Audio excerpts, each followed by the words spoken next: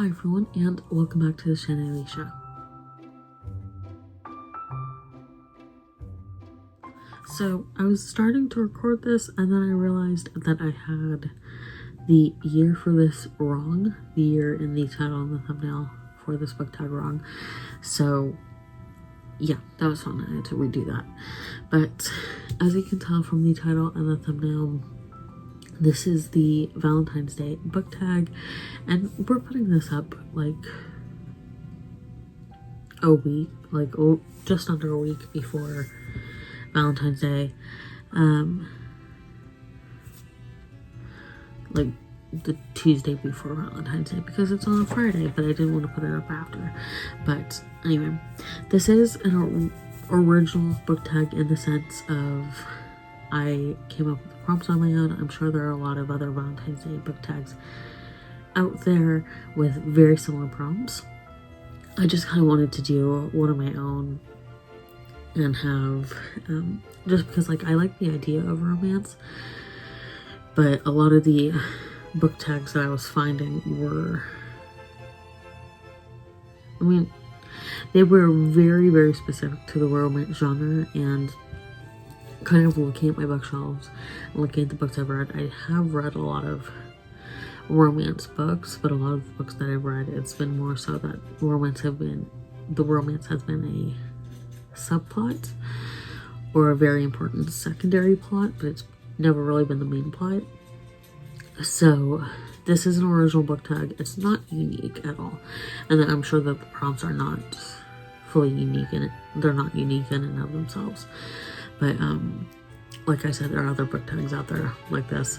So I just figured do something a little bit more specific to myself and what I've read, based on the genres that I do read. So here we are. Yeah.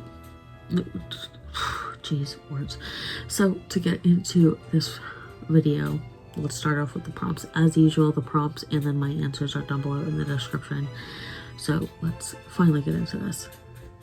Prompt 1 is How About Love, a novel you turn to for the perfect love story. I have 2 for this. And for me, it's like these have love stories that are built up in a way that I personally prefer, and the way I like seeing romance built up in stories. So the first one is The Apothecary Diaries, and the story is by Natsu Hyuga, art by Neko Kurage, compiled by Itsuki Nanao, and then character design by Toku Shino.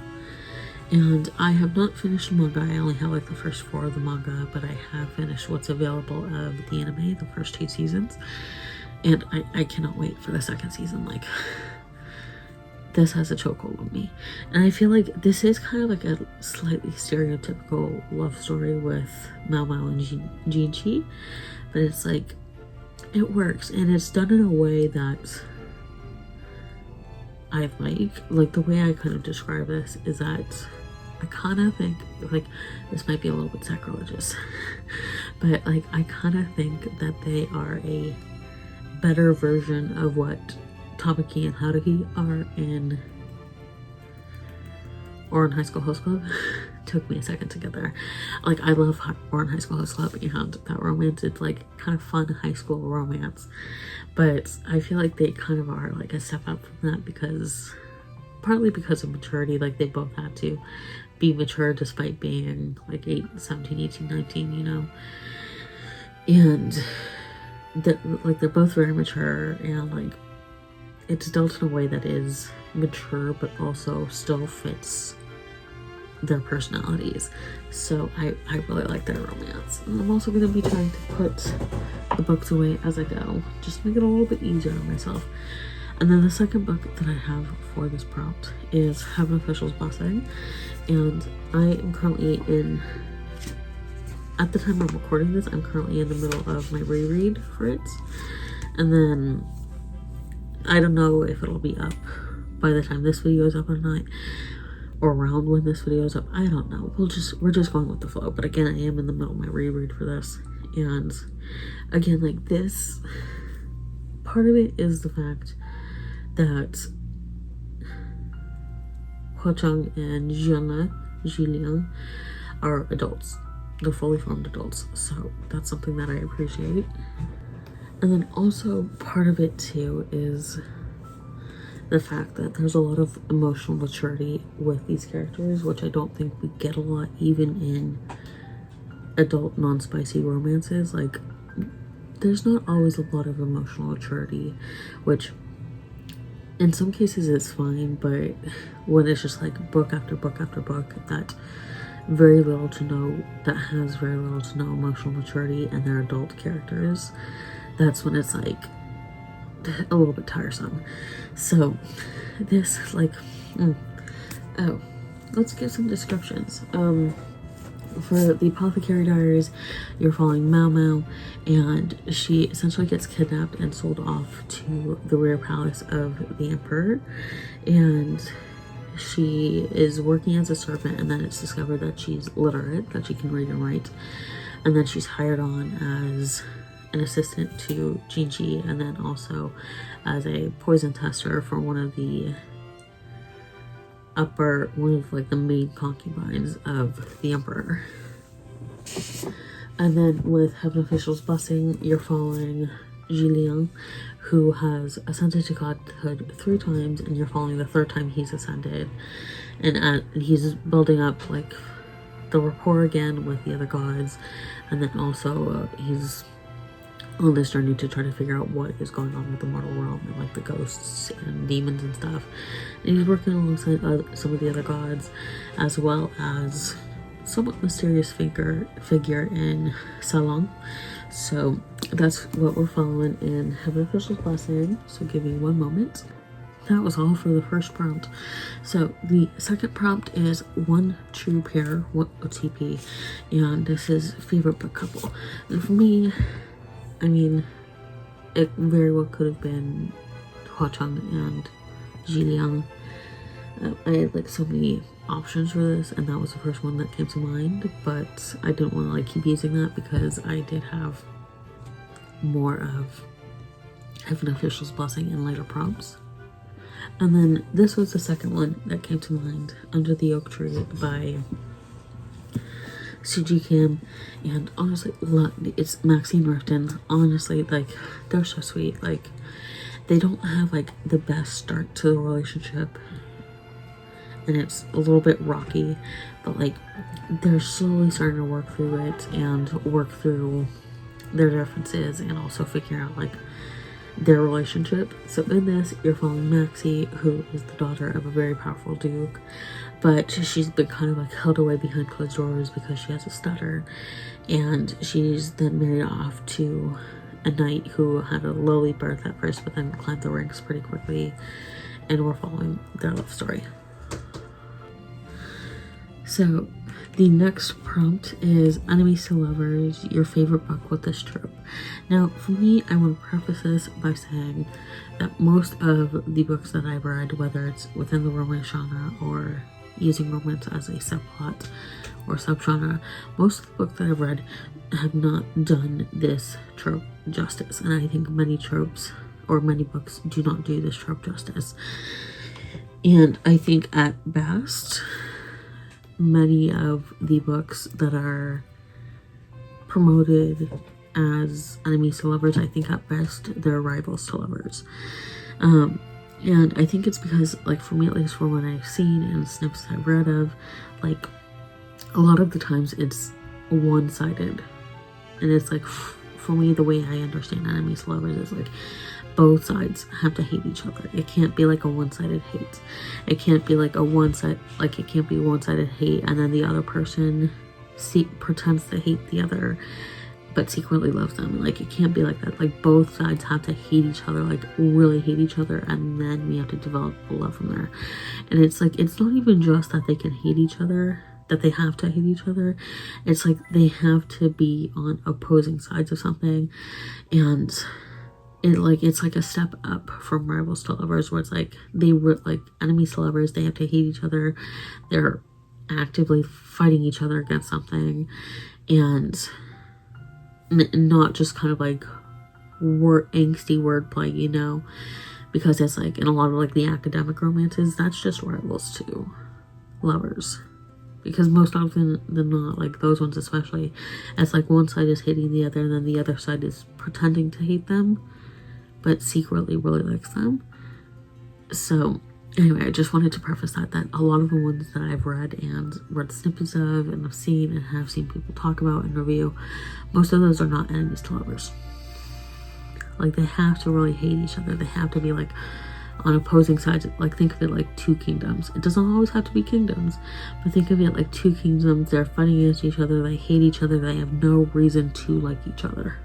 There's no reason to like the other person. And then they're forced to interact more and more. And then like before, there's no reason to like the other person, you know? So even if they're attractive, there's no reason to like the other person. So enemies to lovers for this prompt, it's your favorite book with this trope. And for me, the closest one is The Three Lives of Alex St. Pierre, specifically Alex St. Pierre and Anthony March. Like this was one of the closest ones that I could find that best fits under enemies to lovers. Again, it's not perfect. It is slightly more rivals to lovers, but again, it's the closest one in rivals to lovers to enemies to lovers. And in this, you're following Alex St. Pierre, and she'd grown up in Hollywood, but never really felt like she fit in because she was an orphan. And then she started off in a publicity job in World War II, and she was recruiting women into the workforce. And then she got the eye of the US government, and then she started working as a spy in Switzerland. And then like years later, she's working for the Dior house before it opens, and her past starts to haunt her, and she has to work with Anthony March. Like this was like I said, this was the closest thing that I could find to enemies to lovers. But again, it is slightly more rivals to lovers, but it is the closest thing in my opinion that I've read that is enemies to lovers. And then also like another thing is like the intensity. Like again, like I was saying, it can't just be like a one-sided thing, and it has to be intense. It can't just be like, oh, I really don't like this person, or oh, I hate them. Because again, with like stuff I've read and snippets I've read and hearing people review stuff, it's like it doesn't have the right intensity to be enemies to lovers. So that's why I feel like Alex St. Pierre and Anthony March, like they do fit under that a little bit better. But again, they are more so rivals to lovers, but for that prompt, they fit the best from what I've read. And then the next prompt is rivals to lovers. Sorry, the next prompt is rivals to lovers, a book that tried to be enemies to lovers but was not as intense as it should have been. And for me, that is Hikaru and Atlantis and Magic Knight Earth. And they are specifically, it's slightly spoilery. So it's very heavy of part 2 for Magic Knight Earth, because you can kind of see at the top there, part 1, book 1, and I only have part 1 right now. So Hikaru and Atlantis, and it was trying to sort of play off the enemies to lovers vibes, because Atlantis looks a lot like the enemy in part 1, Zagato, because again, spoilers, Atlantis and Zagato are brothers. So it's trying to play off that angle, but again, it's more so rivals to lovers, and it fades kind of quickly. Like again, that's another thing too, where it's like a lot of the times the rivalry in the enemies to lovers, the hatred, it like falls apart too quickly, and then we get more of the romance building, and it's like the hatred for me, like the enemies of the enemies to lovers, it needs to be at like 3/8 to halfway through the book, at the very least. Well, you need to balance out some of the romance too. So it's like, it needs to be anywhere between 3/8 to half of the book, that the hatred is still there. Like you can start working in some of the romance and like the conflicting emotions during that time. But like, if the hatred is fully gone in an enemies to lovers romance, if that hatred is fully gone by the halfway mark, then again, that's a situation where it's like, eh. So that's what made this one a little bit more rivals to lovers. And it's because like the hatred was slightly one-sided. Well, it was one-sided, so it was more rivals. And also too, like, you don't really get like the implication that Atlantis hates them. Like, he gets that they had to do what they had to do. So in this, you're following 3 girls in part 1, because again, I don't want to give up too many spoilers for part 2, more than I have. But in part 1, you're following 3 girls who are summoned from Tokyo, Japan to another world called Saphiro to help save Saphiro and save the Pillar of Saphiro Emerald. So that is Magic Knight Rares.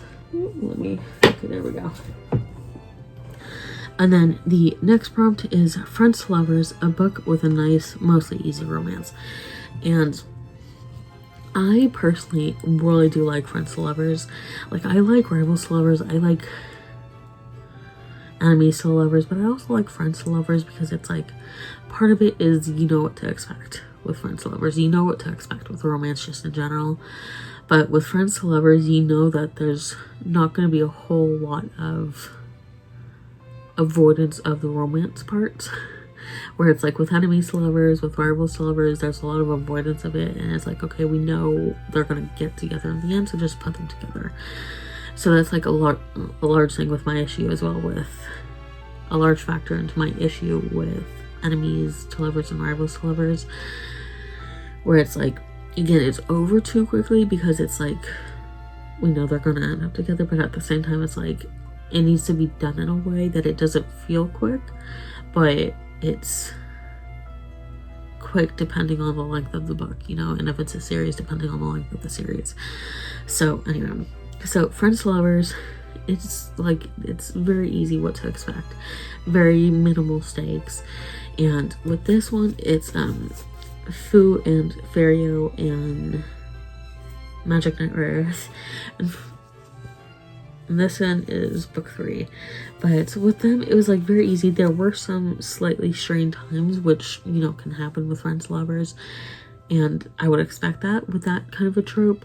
Like, I don't expect it to be fully easy, but it's like, there were some strained times with Fu and Ferio, and I've already explained Magic Knight Rares in the previous prompt. So Fu and Ferio, they are so cute.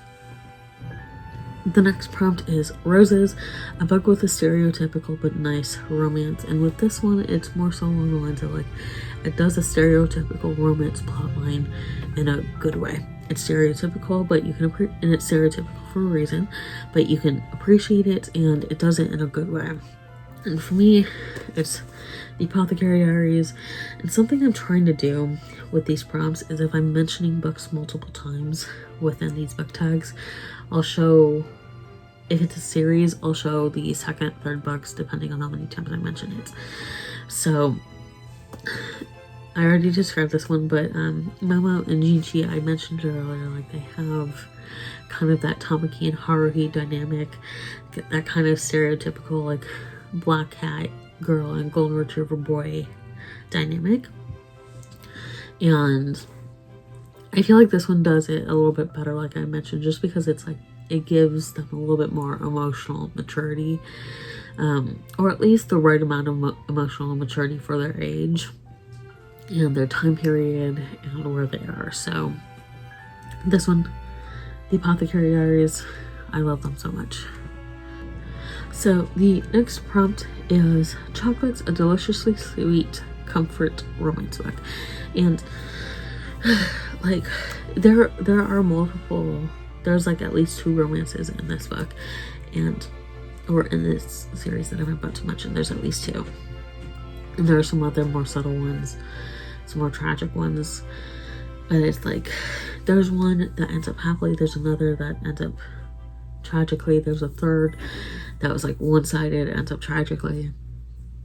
And like, the series have an official's blessing, and like, slightly spoilery, but I feel like you kind of know what you're getting into, especially by the end of book 1. Like, going into like book 2, like, Jillian and Hua Chang, like, chef's kiss, their perfection. Like, they fit this prompt perfectly. And then the next prompt is flowers, or which is a new or new to you romance book / author that you enjoyed. I couldn't think of any authors that are new to me, and for me at least, when I define new to me, it's usually within the 6 month to a year period. A lot of the authors that I've read that I've enjoyed recently are not new to me anymore, are not within that period. And to clarify, it's within the 6 to year period at the most. It can be sooner than 6 months, but it can't go beyond 6 months to a year for it to be new to me. So for this prompt, it is The Savior's Book Cafe story in another world. Where's the author? Based on the novels by Kyoka Izumi, story by Omiya, and then art by Reiko Sakurada.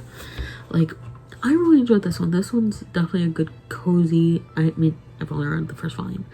The first volume was definitely a good cozy, easy romance. Like, it's obviously going to be more of a romance. So, I mean, look at that. Look at the cover. How can that not be? So, good, cozy, easy. It wasn't quite romancy yet, but again, like, how can it not be? So, that's The Savior's Book Cafe story in another world. Oh, descriptions. So for this one, you follow Tsukina, who is a single 30-something office worker whose favorite thing is curling up with a good book. When a god tells her that she must go to another world to become its magical savior, she's not very interested, and then all of a sudden she arrived in this world, and then she's like, I'm not gonna do this, so I'm just gonna set up a book cafe. And then she kind of starts to realize, like, okay, yeah, I might need to do this. So that's that book. And then the next prompt is Heartbreak Hotel, a ship that should have ended up together in the end but didn't. And for this one, it is Tsukini and Hisui, and I have to finish the manga. I finished the anime. I have to finish the manga to see if there's anything different. And like, they should have ended up together, like Setsuna and Hisui, so Sesshomaru and Ren's daughter, and then Miraku and Sango's son. The way Hisui looked at Setsuna and the way, like, he interacted with her, it was, like, absolutely adorable. And it's like, I feel like there should have been some hinting that they ended up together, you know? Or that they would end up together. But I did talk about I've not talked about Yashahime yet. This is volume 1. But in this one, you're following the daughters of Inuyasha and Kagome, and then the daughter of Inuyasha and Kagome, and then the daughters of Sesshomaru and Rin. And this is basically like the next generation for Inuyasha. And I have seen some discussion saying that, like, from people saying that this isn't canon because the author for Inuyasha did not actually work on the manga or the script for the anime. However, Western definitions of canon differ from, like, the Japanese versions. The Japanese context for canon and their definition. So because I was looking into this, and for, like, with Western context for that, it's that the author has to be working on it, or the original creator has to be working on that work itself, and, like, it has to be them. Even if it's, like, them working with someone else, like the author, like, if you look at, like, let's see, what's a good Western one?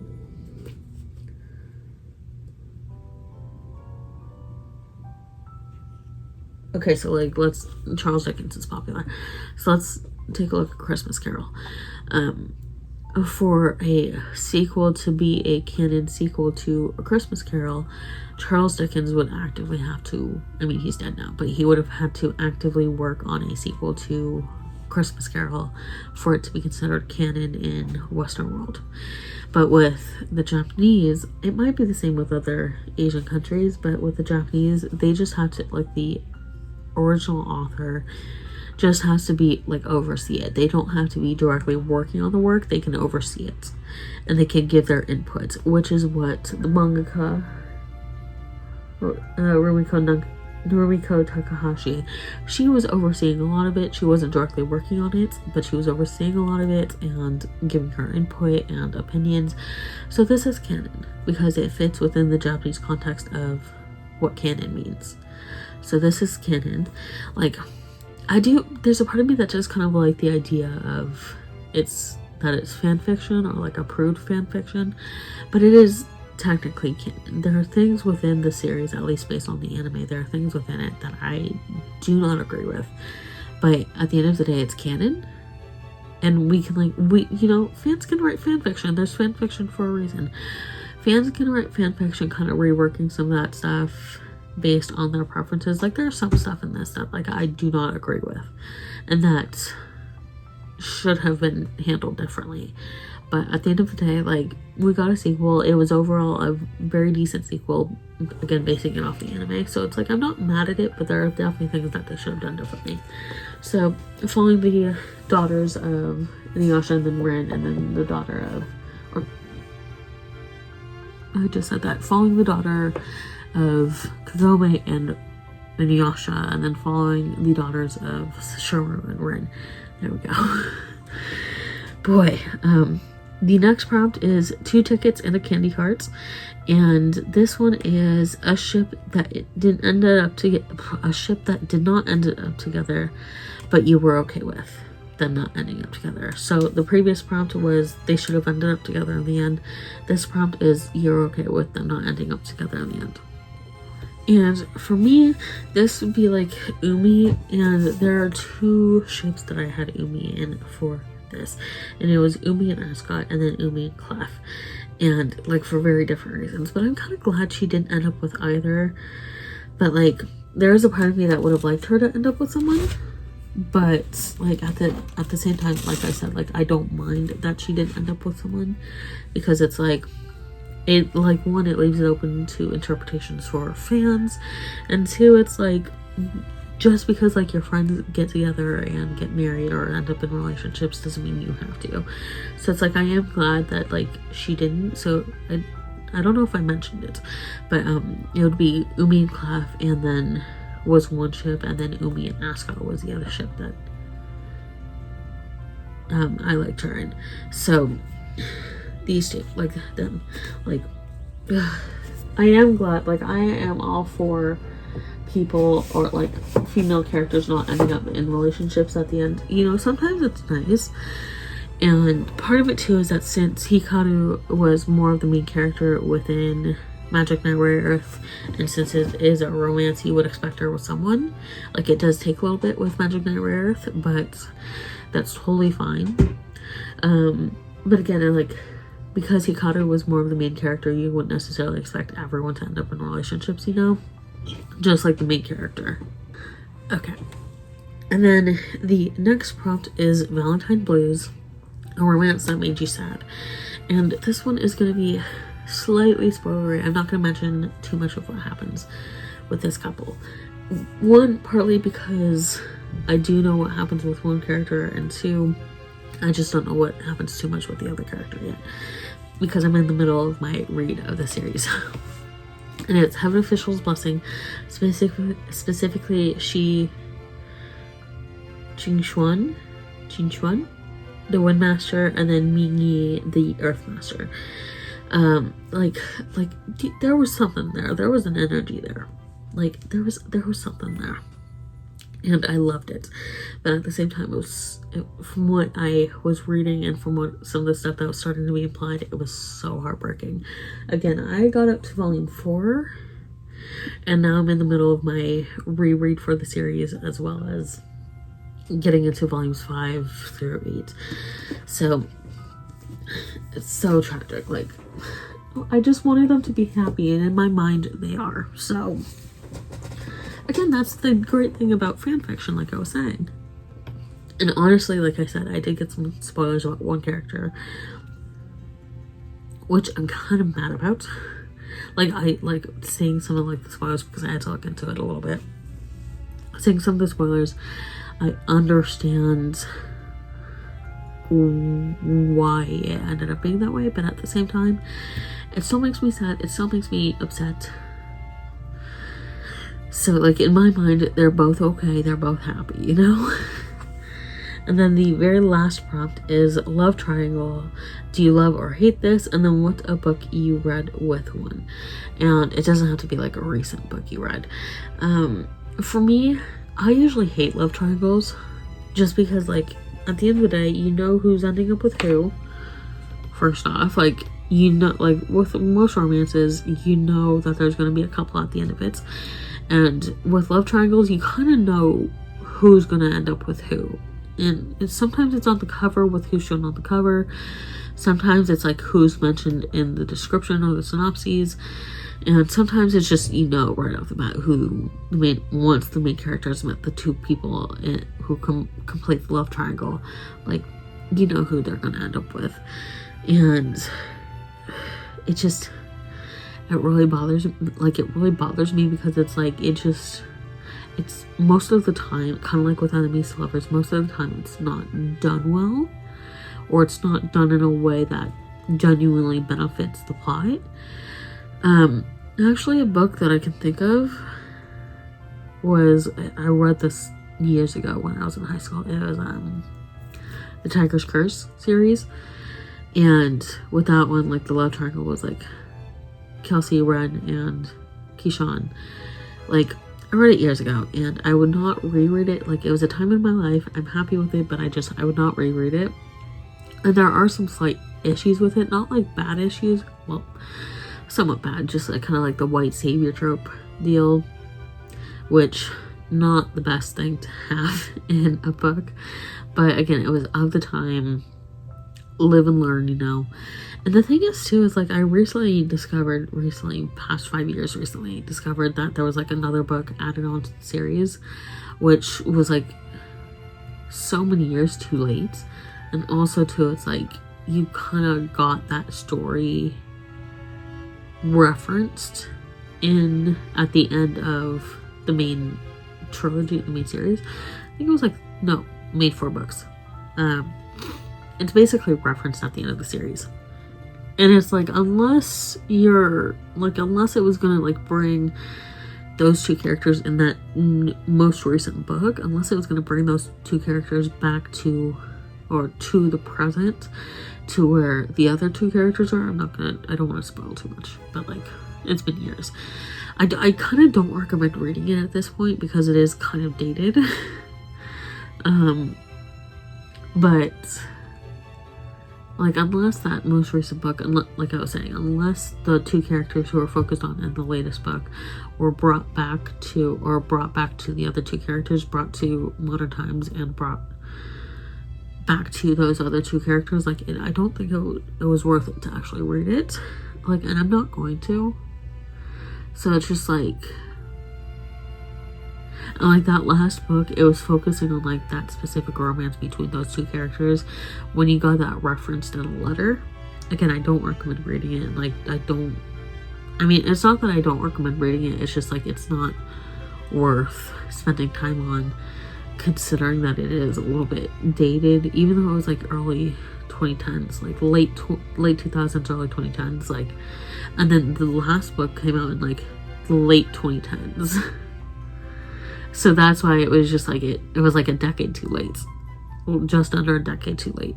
So it's like, it's just, with like some of the dated things, again, it's like white savior is like the biggest issue. So it's like, that's why I kind of don't recommend reading it at this point. Like, again, it's fine for what it is, despite the white savior trope. It was fine for what it is, and fine for the times, and typical of the late 2000s, early 2010s YA romance. But at this point, it's not worth it anymore. I did really like it when I read it, but now it's not really worth it. So, anyway, that is the end of this video. I am tagging anyone and everyone who wants to do this. Do it in a comment down below, or do your own video or your own post. I'd love to know what your answers are. And if you've read any of these or have any other recommendations that kind of fit these, let me know down below in the comments. Thank you all for watching, and I'll see you all in my next video.